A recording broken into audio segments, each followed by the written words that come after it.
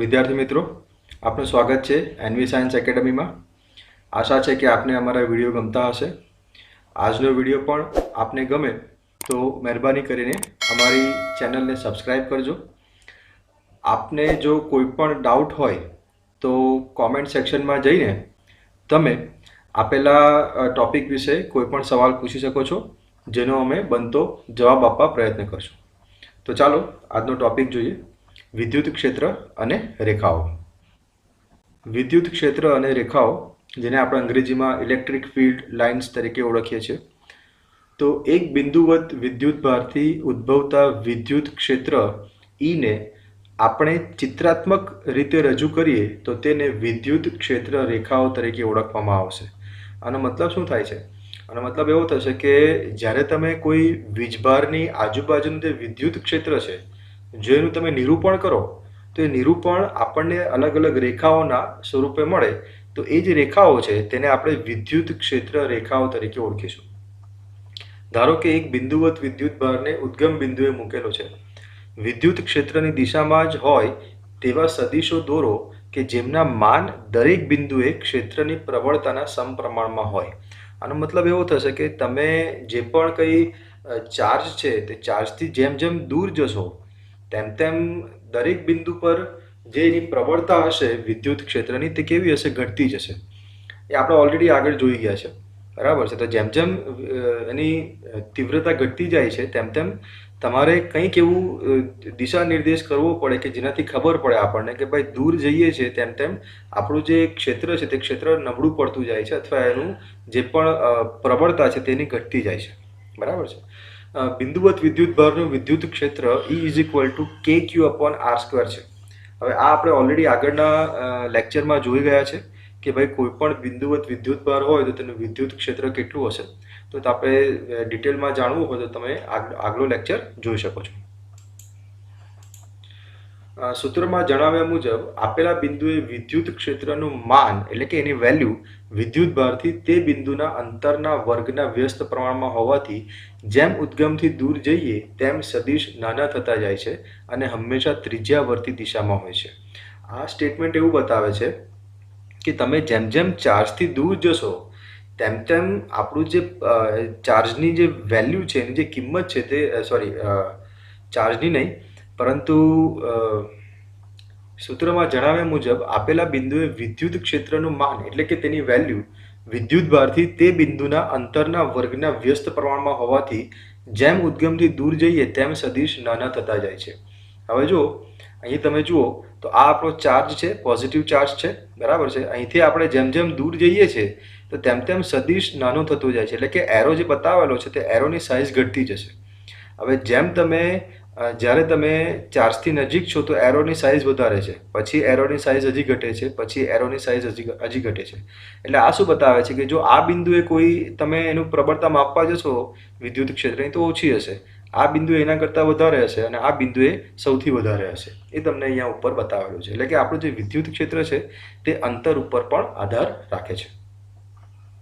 અહીં તમને જે બે આકૃતિ બતાવેલી છે, તો એક ધન વિદ્યુતભારની ક્ષેત્ર રેખાઓ છે અને બીજું ઋણ વિદ્યુતભારની ક્ષેત્ર રેખાઓ છે. તમે જોઈને સમજી શકો છો કે ધન વિદ્યુતભાર હોય તો એને માટે જે ક્ષેત્ર રેખાઓ છે તે બહારની તરફની હોય છે અને ઋણ વિદ્યુતભાર માટે જે ક્ષેત્ર રેખાઓ છે તે અંદર તરફની હોય છે. ઉપરની આકૃતિમાં દરેક તીર વિદ્યુત ક્ષેત્ર એટલે કે તીરના પૂંછ આગળ મૂકેલા એકમ ધન વિદ્યુતભાર પર લાગતું બળ બતાવે છે. એક જ દિશામાં રહેલા તીરોને જોડીએ તો પરિણામે નિપજતી આકૃતિ એક ક્ષેત્ર રેખા દર્શાવે છે. વિદ્યુત ભારના ક્ષેત્રનું મૂલ્ય ક્ષેત્ર રેખાઓની ગીચતા અથવા ઘનતા દ્વારા દર્શાવાય છે. વિદ્યુત ભારની નજીક વિદ્યુત ક્ષેત્ર પ્રબળ હોય છે અને ક્ષેત્ર રેખાઓની ઘનતા વધુ હોય છે, એટલે કે તે નજીક હોય છે. જ્યારે વિદ્યુત ભારથી દૂર ક્ષેત્ર નબળું હોય છે અને ક્ષેત્ર રેખાઓની ઘનતા અથવા ગીચતા ઓછી હોય છે અને તે દૂર હોય છે. વાસ્તવમાં ક્ષેત્ર રેખાઓ ત્રિપરિમાણમાં હોય છે, પરંતુ આકૃતિમાં આપણે એને દ્વિપરિમાણમાં દર્શાવાય છે. હવે આ જે છે ગીચતાવાળો પોઈન્ટ તે શું બતાવે છે? તો જુઓ, આજે ઉપર આપણે આકૃતિ જોઈ ગયા તો જેમ તમે ચાર્જથી નજીક હશો તો જુઓ અહીંયા એની ગીચતા અથવા ઘનતા વધારે છે, પણ જેમ આપણે ચાર્જથી દૂર જઈએ છીએ તો જેમ જેમ તમે ચાર્જથી દૂર જાઓ છો તેમ તેમ એની ગીચતા અથવા તો આપણે સાદી ભાષામાં કહીએ તો એ બે રેખા વચ્ચેનું જે અંતર છે તે અંતર વધતું જાય છે. એટલે કે અહીંયા એની ગીચતા કેવી છે? ઓછી છે. જ્યારે અહીંયા એની ગીચતા વધારે છે. એટલે એવું બતાવે છે કે ચાર્જથી નજીક જે છે તો ચાર્જથી નજીક જે આપણું બળ છે તે વધારે છે, પરંતુ ચાર્જથી દૂર જઈએ છીએ તેમ તેમ બળ આપણું ઓછું થતું જાય છે. બરાબર છે. તો એ આ જે સ્ટેટમેન્ટ છે, આ સ્ટેટમેન્ટ ઉપરથી તમને આ વસ્તુ બતાવી છે. હવે આગળ જે છે તો આગળ એક તમને સવાલ આપેલો છે, તે સવાલ જોઈ લઈએ.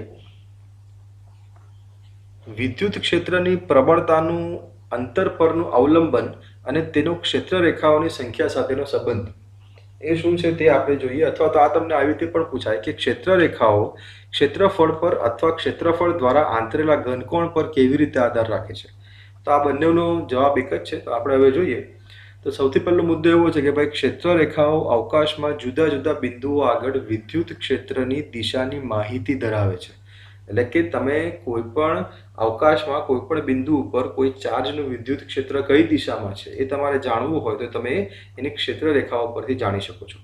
ક્ષેત્ર રેખાઓનો એક ગણ અથવા સમૂહ દોરી દીધા બાદ જુદા જુદા બિંદુઓ આગળ ક્ષેત્ર રેખાઓની સાપેક્ષ ઘનતા અથવા ગીચતા તે બિંદુઓ આગળ વિદ્યુત ક્ષેત્રની સાપેક્ષ પ્રબળતા અથવા તીવ્રતા દર્શાવે છે.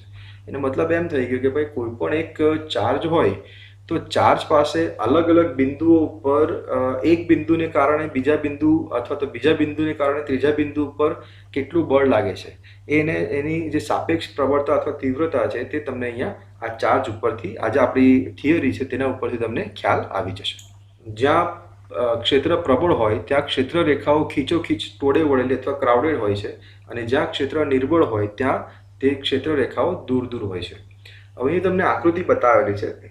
આકૃતિમાં જુઓ તો બિંદુ O છે, તો બિંદુ O ઉપર એક ચાર્જ મૂકેલો છે, બરાબર, Q ચાર્જ મૂકેલો છે, અને એને કારણે જે એની ક્ષેત્ર રેખાઓ છે તેને કારણે એક ઘનકોણ બને છે, અને ઘનકોણની અહીંયા તમને આકૃતિ આપી છે. હવે તમે જુઓ તો અહીંયા અલગ અલગ તમને ક્ષેત્ર રેખાઓ બતાવી છે, બરાબર છે. હવે અહીં O થી એક બિંદુ છે P1, બીજું બિંદુ છે P2, બરાબર છે, અને બે ક્ષેત્રફળ મૂકેલા છે, એક R છે અને બીજું છે S. હવે ક્ષેત્રફળની બેવની જે સાઇઝ છે તે સરખી છે, પરંતુ આપણને જોતા જ ખ્યાલ આવે છે કે જે ક્ષેત્રફળ R છે તે O એટલે કે આપણા ચાર્જથી નજીક છે એમાંથી વધારે ક્ષેત્ર રેખાઓ પસાર થાય છે, અને જે આપણું ક્ષેત્રફળ S છે તે ચાર્જથી દૂર છે એટલે એમાંથી ઓછી ક્ષેત્ર રેખાઓ પસાર થાય છે. તો આપણને ખ્યાલ આવી જાય કે ભાઈ R પાસે જે આપણું ક્ષેત્ર છે તે કેવું છે? પ્રબળ છે, જ્યારે S પાસે આપણું ક્ષેત્ર છે તે નબળું છે, બરાબર છે. એટલે તમે અહીંયા લખેલું છે કે રિજિયન ઓફ વીક ફિલ્ડ અને રિજિયન ઓફ સ્ટ્રોંગ ફિલ્ડ. તો એ જ વસ્તુ આપણે અહીં આગળ જોવાની છે. તો આપણે આગળ જોઈએ. તો આકૃતિમાં બિંદુ O આગળ ક્ષેત્ર રેખાઓનો સમૂહ દર્શાવ્યો છે. ક્ષેત્ર રેખાને લંબ રૂપે R અને S બિંદુઓ પાસે બે નાના અને સમાન ક્ષેત્રફળ ખંડો મૂકેલા છે તેવી કલ્પના કરો. ક્ષેત્રફળ ખંડોને લંબ રૂપે પસાર થતી ક્ષેત્ર રેખાઓની સંખ્યા તે બિંદુએ ક્ષેત્રના માનને સમપ્રમાણમાં છે. આનો મતલબ શું થાય કે જે પણ તમારું ક્ષેત્રફળ છે એ ક્ષેત્રફળમાંથી જેટલી વધારે રેખાઓ પસાર થતી હશે એનો મતલબ કે એ બિંદુ પર તમારું જે બળ છે, જે આપણું ક્ષેત્ર છે તે ક્ષેત્ર કેવું હશે? સ્ટ્રોંગ હશે. અને જે જગ્યા ઉપરથી ક્ષેત્રફળમાંથી ઓછી રેખાઓ પસાર થાય છે એનો મતલબ એમ થાય કે ભાઈ એ જગ્યા ઉપર તમારું જે ક્ષેત્ર છે તે ક્ષેત્ર કેવું હશે? એ નબળું હશે, બરાબર છે. તો આકૃતિ પરથી જોતા ખ્યાલ આવે છે કે R આગળનું ક્ષેત્ર S આગળના ક્ષેત્ર કરતાં વધુ પ્રબળ છે. એટલે કે R આગળ જે ક્ષેત્ર છે એ S આગળના ક્ષેત્ર કરતાં વધુ પ્રબળ છે. જોઈએ આપણે આકૃતિ ફરીથી એકવાર જોઈ લઈએ. મેં તમને આગળ બતાવ્યું છે. તો જુઓ, R આગળ તમે જુઓ તો અહીંથી વધારે ક્ષેત્ર રેખાઓ R માંથી પસાર થાય છે. એનો મતલબ કે અહીં જે આપણું ક્ષેત્ર છે તે કેવું છે? એ સ્ટ્રોંગ છે, એ મજબૂત છે, અને જ્યારે અહીંયા ઓછી ક્ષેત્ર રેખાઓ પસાર થાય છે એટલે આપણને ખબર પડે કે S આગળનું જે આપણું ક્ષેત્ર છે તે કેવું છે? નબળું છે અથવા તો વીક છે. હવે અહીંયા ઘનકોણ કેમ લીધો છે? તો ઘનકોણ જે છે એ ત્રિપરિમાણીય ખૂણો છે, એટલા માટે આપણે અહીંયા ઘનકોણનો ઉપયોગ કરેલો છે. અને ક્ષેત્ર રેખાઓ છે એ પણ કેવી છે? એ પણ ત્રિપરિમાણીય છે, એટલા માટે આપણે અહીંયા ઘનકોણનો ઉપયોગ કરીએ છીએ. હવે દ્વિપરિમાણીય ખૂણો એટલે કે આપણે આ તમને ખ્યાલ હોય તો આગળ આપણે ભણી ગયા છે, લગભગ તમને ધોરણ 11માં આવું કંઈક આવેલું છે. તો દ્વિપરિમાણીય ખૂણો તો O બિંદુથી R અંતરે R ને લંબ એક નાનો રેખાખંડ ડેલ્ટા L મૂકો. ડેલ્ટા L વડે O આગળ બનતો ખૂણો એટલે કે કોણ delta theta is equal to delta L upon R છે. બરાબર, આ તમને ખ્યાલ આવતો હશે, થોડુંક રિમાઇન્ડ કરશો તો તમને ખ્યાલ આવશે. તેવી જ રીતે ત્રિપરિમાણમાં R અંતરે લંબ રૂપે મૂકેલા નાના સમતલ ક્ષેત્રફળ ડેલ્ટા S વડે બનાવેલ ઘનકોણ delta omega is equal to delta S upon R square તરીકે લખાય. આપેલા ઘનકોણમાં ત્રિજ્યાવર્તી રેખાઓની સંખ્યા સમાન છે, એટલે કે જે સંખ્યા પહેલા છે તે તમને છેલ્લે સુધી સંખ્યા જોવા મળશે. આકૃતિમાં બતાવ્યા મુજબ વિદ્યુતભારથી R1 અને R2 અંતરે આવેલા બિંદુઓ અનુક્રમે P1 અને P2 માટે ડેલ્ટા ઓમેગા જેટલો ઘનકોણ બનાવતા ક્ષેત્રફળ ખંડ P1 આગળ R1 સ્ક્વેર ડેલ્ટા ઓમેગા અને P2 આગળ R2 સ્ક્વેર ડેલ્ટા ઓમેગા છે. આ બધી એની જે વ્યાખ્યાઓ છે તેના ઉપરથી જ આવે છે કે ઘનકોણની વ્યાખ્યા કેવી છે તેના ઉપરથી તમને આ વસ્તુ ખ્યાલ આવી શકે. એટલે કે P1 અને P2 અહીં આપણને જે બે બિંદુઓ આપેલા છે, આ છે P1 અને આ છે P2. તો P1 આગળ જે ઘનકોણ બનશે તે છે R1 સ્ક્વેર ડેલ્ટા ઓમેગા અને અહીં જે બનશે તે છે R2 સ્ક્વેર ડેલ્ટા ઓમેગા.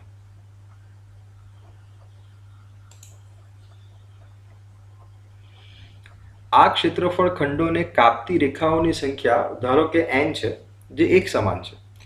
આથી એકમ ક્ષેત્રફળ ખંડને કાપતી રેખાઓની સંખ્યા અનુક્રમે P1 આગળ n upon R1 square delta omega અને P2 આગળ n upon R2 square delta omega છે.